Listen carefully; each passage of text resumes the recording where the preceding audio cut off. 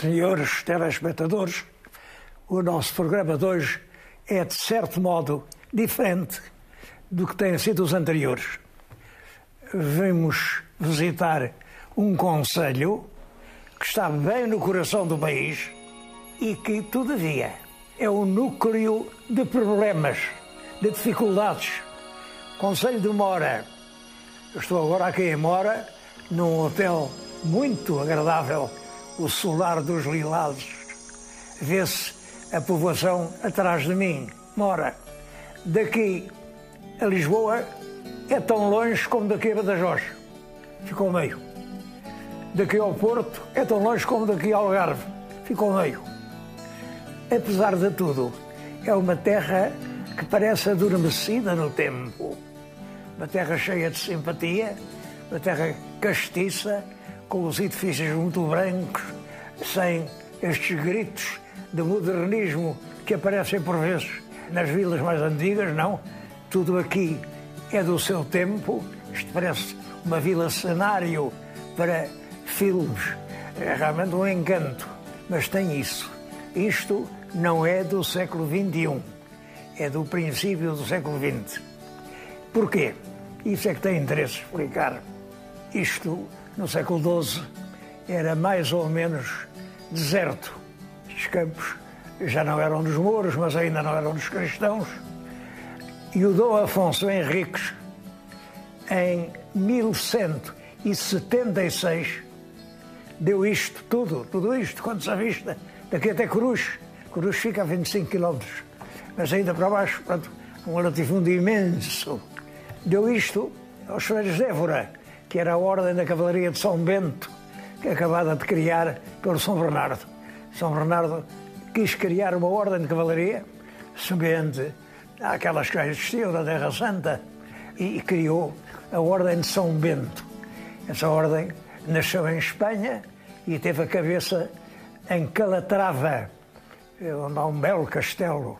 Mas era pouco, Calatrava era pouco, para tantos freiros foram para lá, porque os conventos e as instituições do São Bernardo tinham uma grande afluência. Uma grande afluência.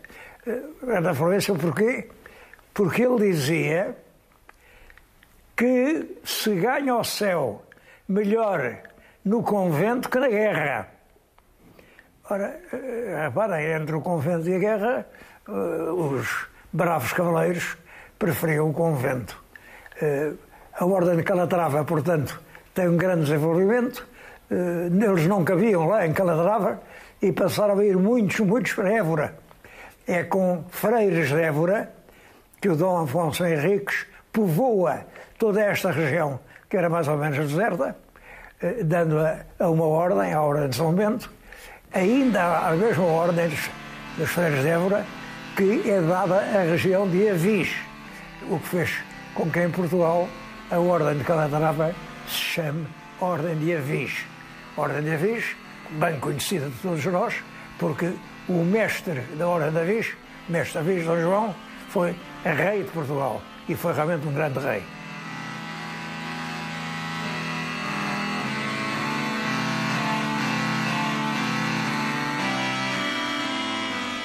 Tudo isto, Alentejo, antigamente chamava-se Salto Alentejo, agora é Alentejo Central, porque realmente é o centro do país. Tudo isto ficou a pertencer a uma ordem de freiros cavaleiros. A terra pertencia aos cavaleiros, e estava fazido encomendas, os comendadores não podiam vender, não podiam alugar, não podiam investir, as terras, portanto, mantiveram-se, todas elas, num estado, enfim, de estagnação. E é isso que explica que nestes 443 quilómetros não haja aldeias. Isto é um concelho sem aldeias. Tem realmente 3 freguesias, tirando a sede, esta sede aqui, que é a cabeça do concelho, mas não tem aldeias. Porquê? As aldeias nasciam da instalação de pequenos grupos familiares em casais, que depois se aumentavam e construíam uma pequena igreja, um casal, depois tinham uma organização elementar e pouco a pouco, o lugarejo de uma família de colonos ia se transformando numa aldeia com paroquial próprio, depois numa vila. Bom, aqui não aconteceu nada disso. As terras tinham árvores e com árvores ficaram. O concelho de Mora é um concelho essencialmente florestal. Há aqui grandes manchas florestais, há aqui grandes manchas de pinheiros mansos, grandes manchas de sobreiros, de cortiça, mas é curioso, não há aproveitamento nem do pinhão, é tudo vendido para fora, nem da cortiça.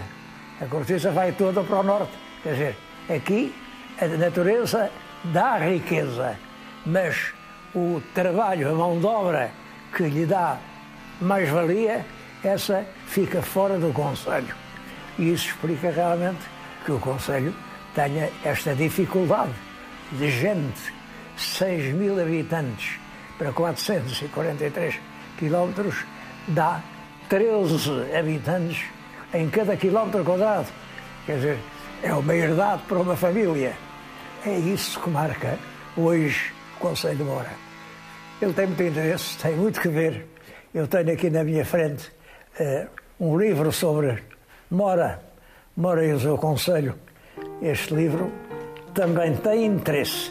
O autor, no dia do lançamento, estava realmente muito entusiasmado, deu os livros aos amigos, vendeu, e quando acabou a sessão, ele ia para casa, viu uma senhora de gatas diante de um fogareiro a acender o lume com folhas rasgadas deste livro.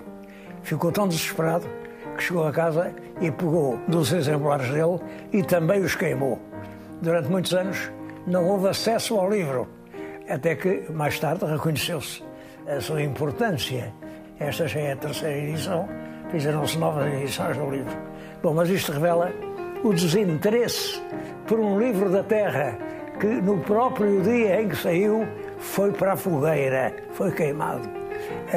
Tenho aqui, aberto diante de mim, um retrato que é muito bonito.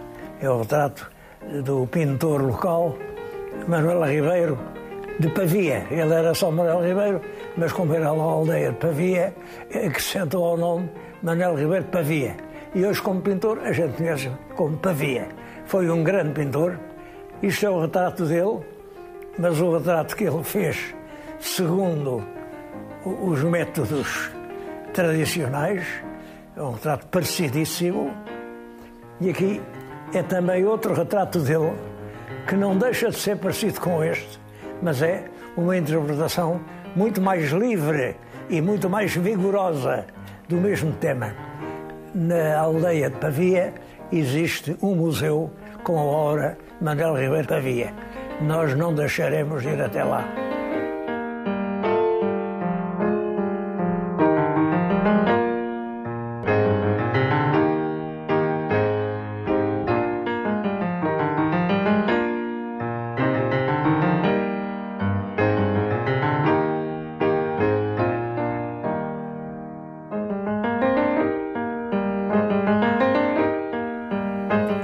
O Museu do Pintor está instalado na própria casa onde ele foi criado desde pequenino. A exposição propriamente é lá em cima. Eu tenho aqui 2 ou 3 quadros que são muito emblemáticos. Este é o retrato da cabeça da ceifeira. É das coisas mais conhecidas que ele tem. E não é só ser mais conhecido, é mais emblemático. A beleza feminina tem um papel importante na obra deste pintor. Ele vivia, de certo modo, apaixonado por um tipo de beleza. Todavia não há mulheres na vida dele. Pensa-se que seria mãe, seria alguém que vivia dentro da alma, mas que não existia neste mundo. Este retrato é profundamente alentejano. É a mulher do Alentejo em toda a sua pujança. Este outro é a chamada Rosa de Guadalupe, que ele tem 2 rosas de Guadalupe, uma a cores, outra a preto e branco. Bom, esta Rosa do Guadalupe é de facto extraordinária.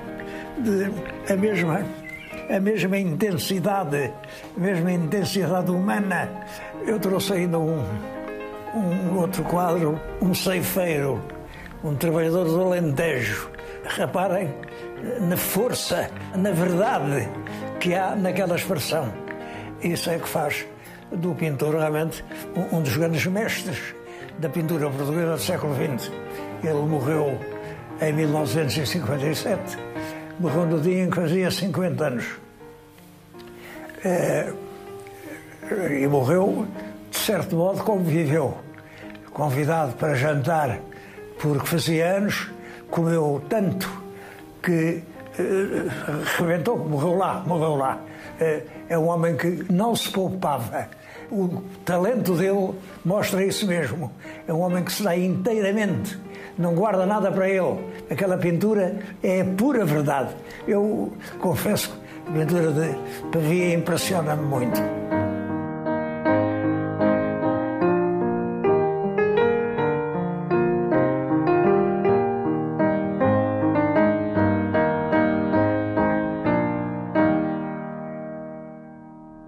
A antiga Pavia era uma terra importante, cabeça de concelho, com muita atividade.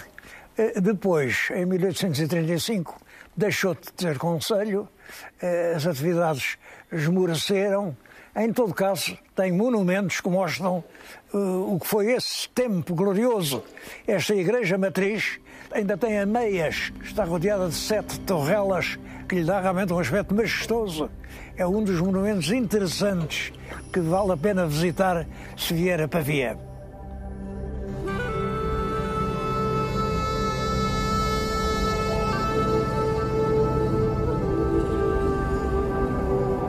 Um dos mais surpreendentes monumentos aqui de Pavia é este lugar em que me encontro.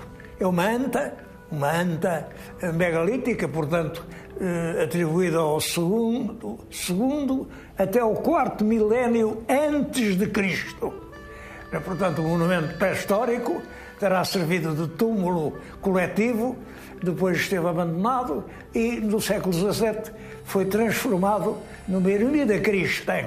Foi abençoado, sacralizado e fez-se aqui culto. O altar era consagrado a Dom Dinis. Ele agora não está lá o quadro central porque houve uns atos de vandalismo e o quadro está a ser restaurado. Mas uma capela cristã num monumento que, quando Cristo veio ao mundo, já tinha milhares de anos.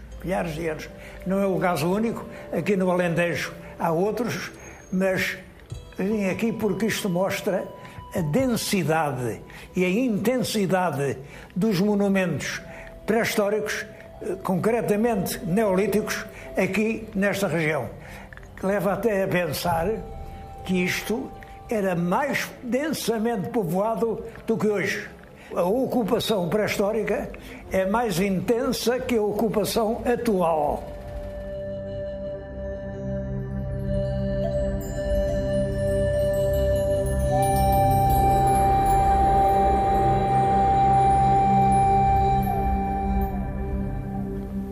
Em todo o concelho são numerosos os monumentos megalíticos.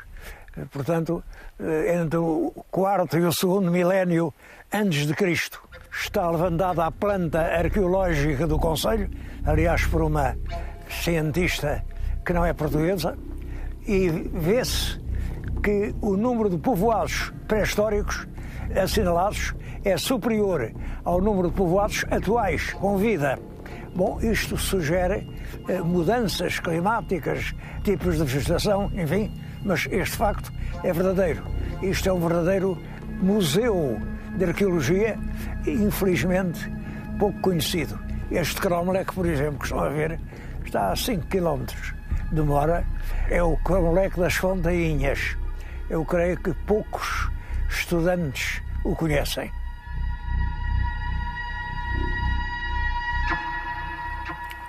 Uma das freguesias do concelho é Brotas.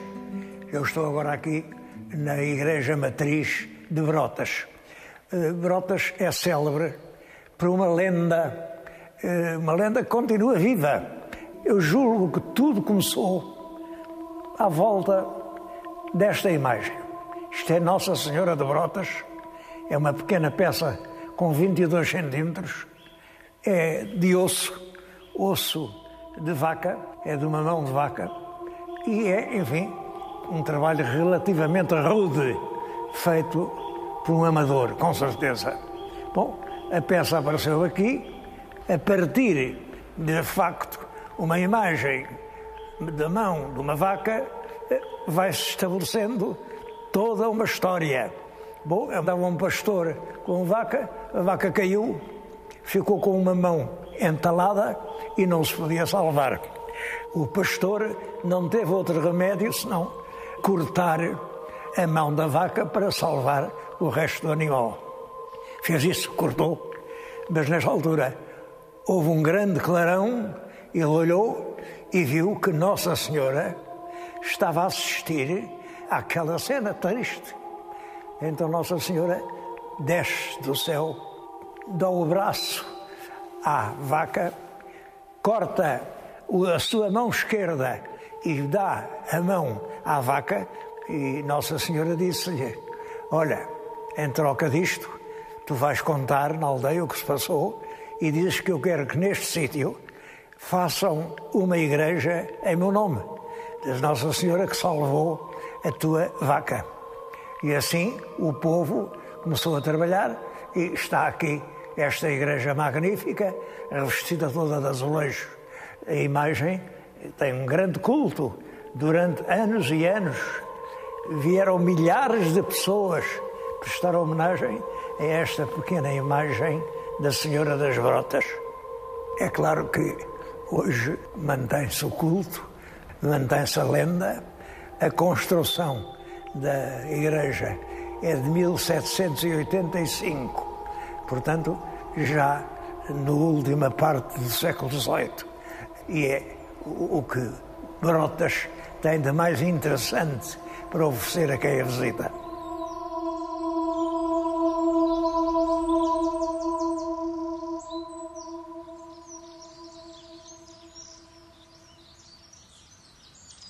Outro monumento curioso aqui da região é a chamada Torre das Águias. Bom, o nome é romântico e é bonito, mas não é o que parece. Isto era uma aldeia, hoje tem já poucas casas, a aldeia das Águias. E nessa aldeia, no século XVI, um fidalgo construiu uma torre. É estranho, porque no século XVI era proibido aos particulares construírem torres. Aconteceu no Funchal, o primeiro madeirense que se atreveu a fazer uma casa com o primeiro andar, teve queixa e foi lá um corregedor para ver o que se passava, porque foi acusado de estar a levantar torre. Esta torre, não sei como é que foi feita. Sei que tem uma lenda bonita. O fidalgo da torre andava na caça e vieram os mouros e mataram-no. Mataram-no e a seguir vieram a galope para matar também a condessa. Mas ela, aflita, subiu lá para cima, não sabia como salvar-se e então pediu a ajuda de Nossa Senhora. Palavras não eram ditas quando um soberbo cavalo branco, bem aparelhado, parou junto da última janela lá de cima. O cavalo tinha asas, umas grandes asas. A condessa montou no cavalo e conseguiu pôr-se a salvo sem que os mouros fizessem mal nenhum. Eu não queria que aparecesse outra vez um cavalo de asas brancas, mas acho que o monumento podia estar um bocadinho mais bem cuidado. Isto assim é uma triste ruína.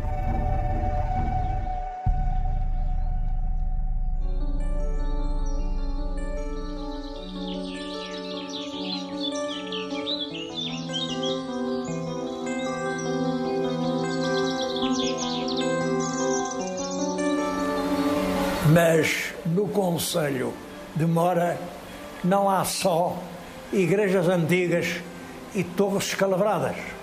Há também coisas novas iniciativas tomadas agora, recentes, inovadoras mesmo em relação a toda a Europa. Eu estou agora a falar, já viram, diante de um aquário que mostra uma série de peixes. Estes são tudo peixes dos lagos africanos e distinguem-se pela sua cor, pela sua agilidade. Isto é o fluviário de Mora, único na Europa, foi aberto há 2 anos e destina-se a mostrar a vida do peixe e de outros animais relacionados, desde a nascente, simula-se uma nascente de um rio, até à foz. E os últimos peixes já são de água do mar. Na última vitrine já há robalos, há umas raias muito grandes, há douradinhas, tudo isso já peixe de água salgada. É todo esse percurso que se mostra aqui neste fluviário. Eu tive uma surpresa a um peixe que está agora um bocado na moda, que é um peixe-gato, que faz uns filetes saborosos. Eu não sabia de onde era, né? E sobretudo intrigava-me. Porque é que se chama gato a um peixe? Nada menos semelhante a um peixe que um gato. Não percebia. Talvez fosse manchas na pele, sei lá. É que vi. É que o peixe-gato tem uns bigodes iguais aos do gato. Mas são muitas as coisas que aqui se podem aprender. Eu vi aqui pela primeira vez um animal. Eu vivi há alguns anos no Brasil e tinha ouvido falar tanto na anaconda, uma cobra enorme, que chega a ter mais de 3 metros. Pois bem, aqui está uma, está ali enrolada pacificamente. Há aqui todas as espécies de animais, há peixes que nós desconhecíamos e é uma lição que tem feito sensação. Isto abriu há 2 anos apenas. Já passaram por aqui milhares e milhares de pessoas. O interesse despertado por isto é cada vez maior. Agora sim, em Barcelona começaram a fazer um fluviário, porque esta ideia de realmente não há só aquários, não há só oceanários, também os rios também têm a sua fauna, que é interessante, e conhecê-la e explicá-la aos estudantes é realmente uma coisa útil. Além disso, isto está a ser um fator de progresso para Mora, pelo interesse que desperta pelas pessoas que traz aqui. Sinto-me feliz por poder terminar este programa com estas imagens relativas a uma iniciativa corajosa, inovadora, progressiva.